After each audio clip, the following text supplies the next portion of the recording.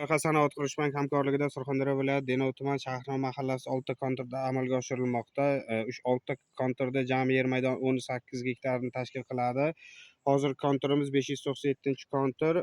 Bu yerda Shahrixon mahallasi fuqarolar tomonidan auksionda yer yutib olinib, bir kontur bir mahsulot tamoyili asosida 2 gektar joyga oq piyoz ekilgan.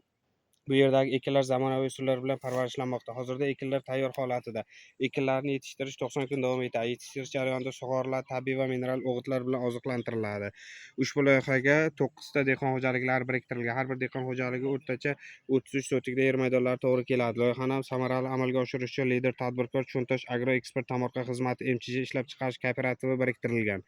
Ushbu loyiha bo'yicha har bir gektardan 30 tonna, jami 60 tonna hosil olish rejalashtirilgan.